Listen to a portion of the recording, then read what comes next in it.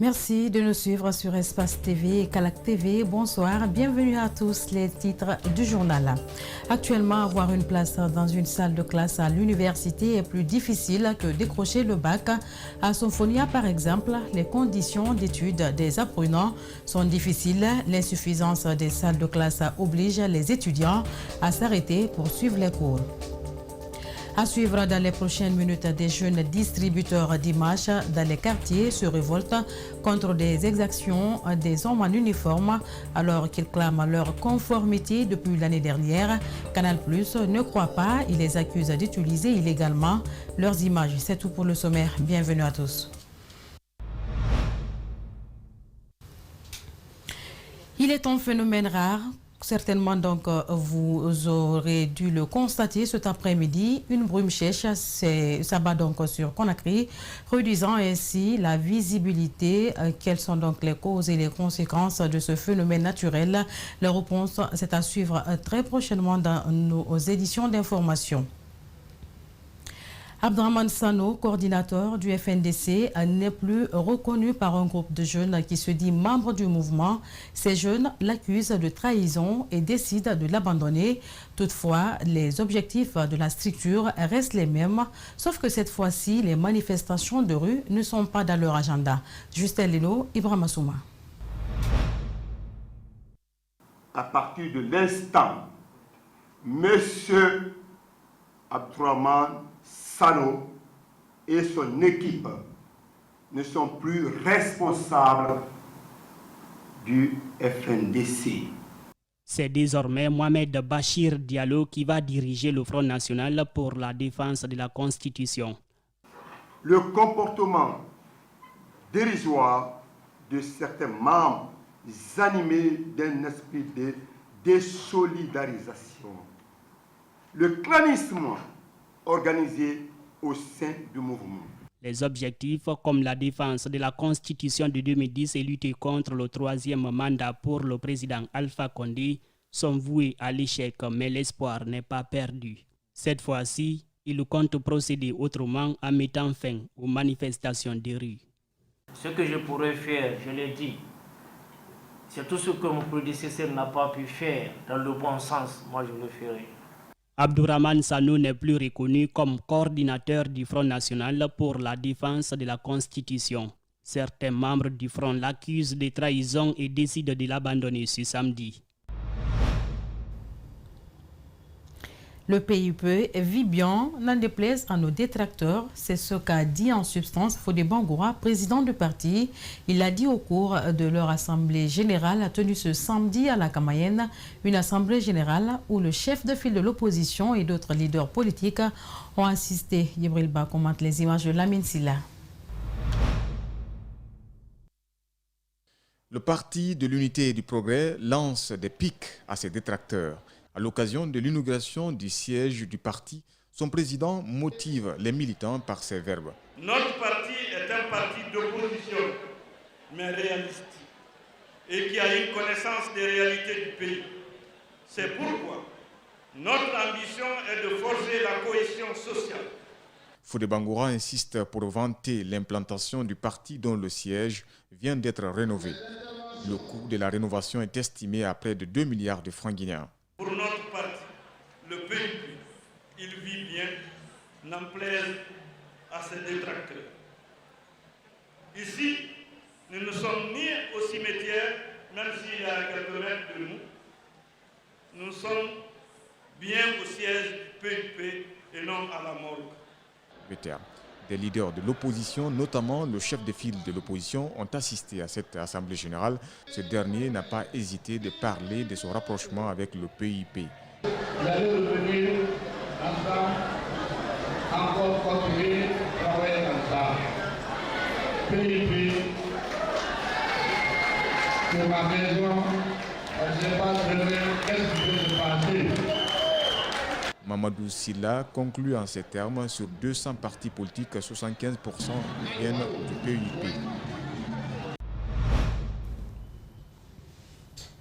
Depuis la transhumance politique en Guinée est étonnante, voire paradoxale. Si le citoyen lambda s'interroge sur les mouvements de certains, les sociologues et la société civile croient connaître les motivations des actes que posent certains membres de la classe politique. Mamadou Sadio Baldé et Abouakardine Camara se sont intéressés à ce sujet. Suivez. La classe politique est à l'image parfois de la population. Les leaders politiques guinéens se font-ils passer pour des hommes qu'ils ne sont pas? Ils ont des objectifs parfois avoués et non avoués, c'est-à-dire l'inavoué. Et dans la mesure où, dans le contexte guinéen, c'est purement d'intérêt. Ils sont à la recherche permanente des intérêts. C'est au gré du vent, au gré de la situation, que les uns et les autres se positionnent.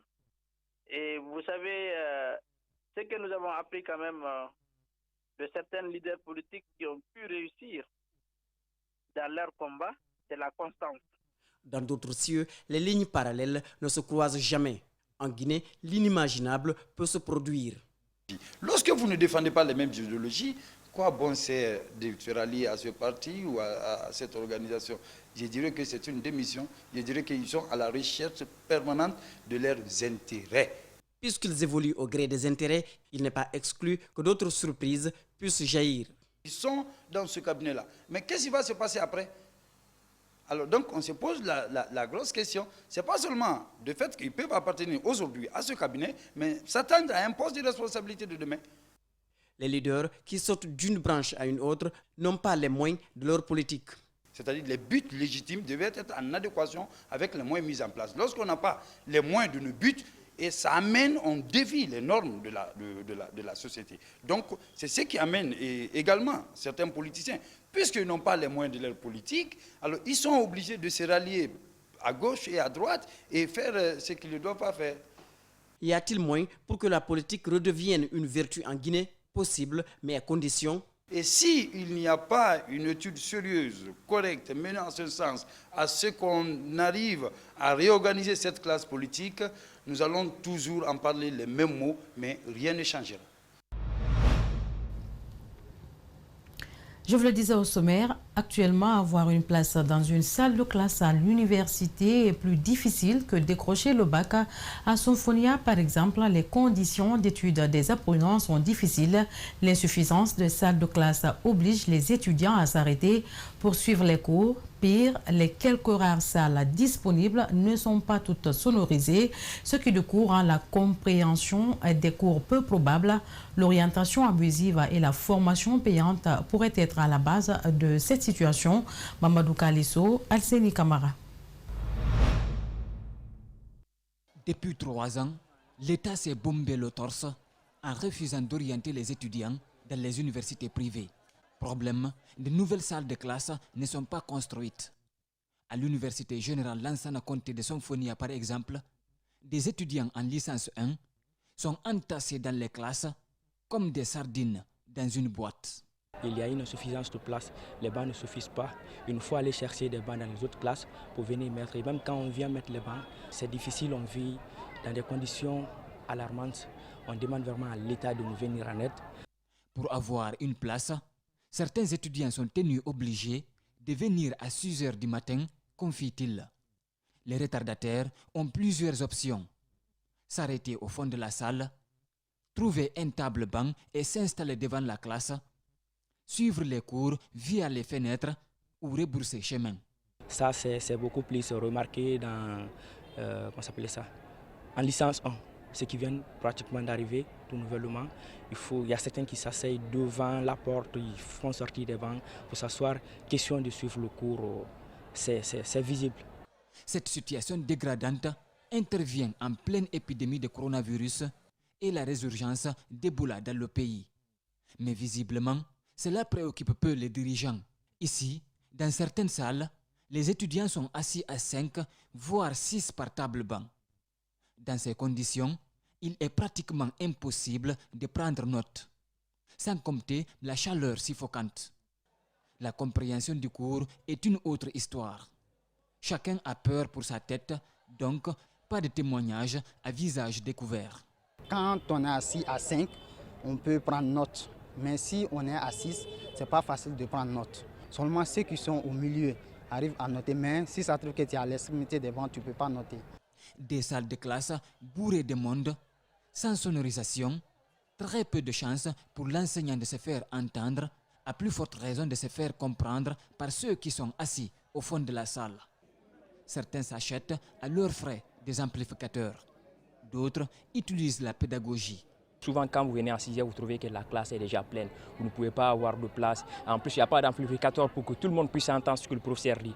Il y a des professeurs qui viennent, ils ne sont pas de bonne humeur, ils ne lèvent pas la voix. Nous qui avons la malchance de venir en retard, nous sommes assis derrière, nous ne comprenons rien. Et il y a certains professeurs qui sont quand même coopératifs. Ils peuvent passer entre les lignes pour faire comprendre à certains étudiants. Sur le sujet, les responsables préfèrent confier leur langue au chat.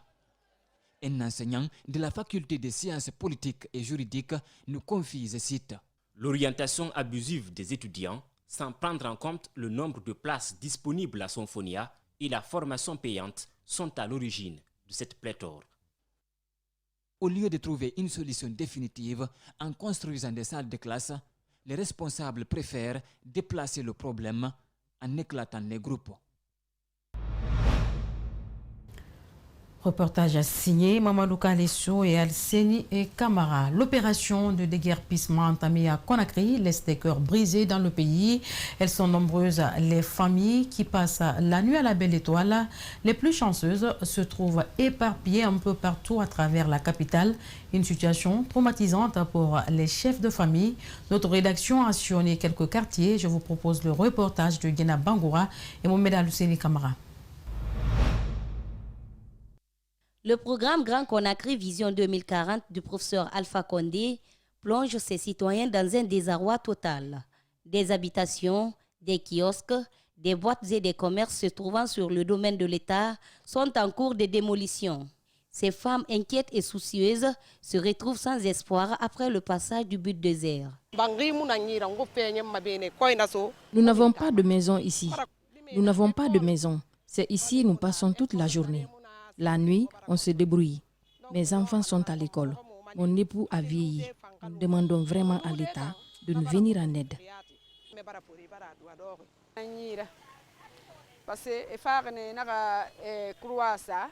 On a coché nos lieux de commerce. On ne nous a pas donné du temps. On pensait qu'on allait nous donner 2 mois. Aujourd'hui, nous n'avons pas où aller. Et il est difficile d'avoir une place. Cette mère de famille vit des moments douloureux de sa vie. Son mari est au crépuscule de sa vie. Ses enfants dorment un peu partout, cela la tourmente. Il y a trop de malfaiteurs. Si je ne dors pas avec mes petites filles, je crains beaucoup qu'elles ne soient agressées par les jeunes. Pendant ce temps, d'autres anticipent pour éviter le pire. Ce vieux menuisier a la peur au ventre, il voit ruiner tous ses efforts fournis pour l'encadrement de ses disciples. Nous avons plus de 50 jeunes menuisiers. Si nous quittions ici, ils deviendront des délinquants. Pourtant, nous sommes bien loin de la route. L'État doit nous laisser ici. De Sangoya en passant par la Corniche, la police communale est présente pour veiller aux grains après leur passage. Je vous le disais au sommaire, des jeunes distributeurs d'images dans les quartiers se révoltent contre des exactions des hommes en uniforme alors qu'ils clament leur conformité depuis l'année dernière.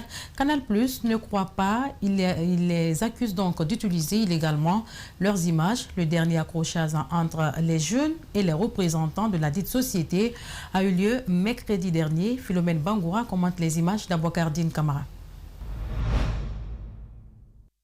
Diallo se fait surprendre par des hommes en uniforme puis menottés.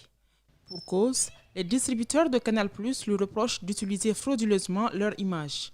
Toutes les installations ont été endommagées, déplore-t-il. D'après toutes ces discussions, la porte a été défoncée.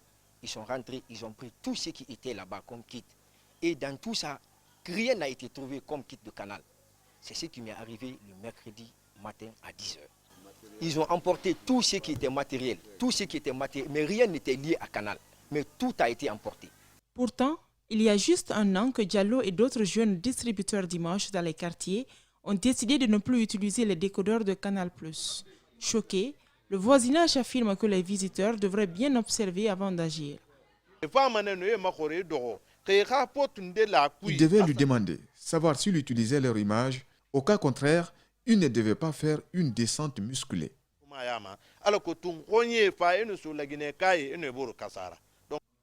Au moment où nous quittions les lieux, les jeunes ont toujours martelé de ne jamais utiliser les kits de Canal+.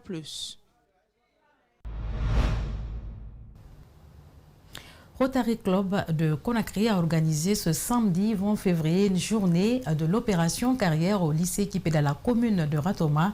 Objectif, faciliter une meilleure orientation aux élèves pour qu'enfin ils puissent faire le choix d'une filière qui correspond à leur domaine de compétences.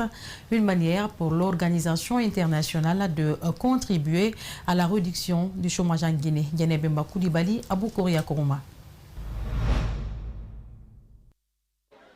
Ils sont nombreux ces jeunes bacheliers qui ne savent pas faire les bons choix pendant les orientations dans notre pays. Un facteur qui augmente le taux de chômage en Guinée, constate Rotary Club Conakry. Selon le président, un guide professionnel est nécessaire pour aider les élèves à choisir une filière susceptible de donner emploi après le cursus universitaire.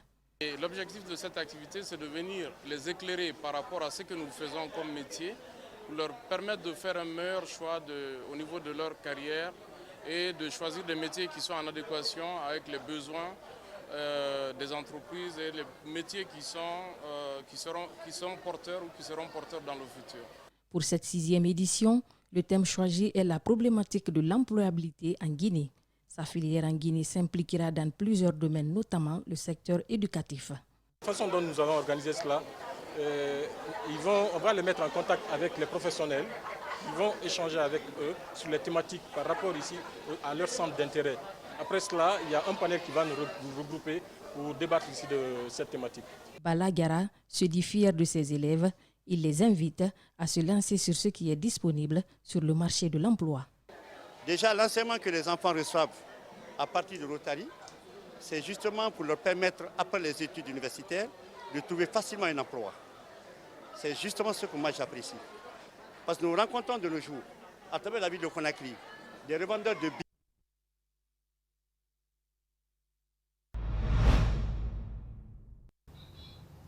Mesdames et messieurs, c'est cet élément donc qui met fin à ce journal réalisé par toute l'équipe de la rédaction d'Espace TV, à la régie, Nalaï Sidibé, Lamine Sidibé, Abouakar Foté Souma. Grand merci à vous de l'avoir suivi.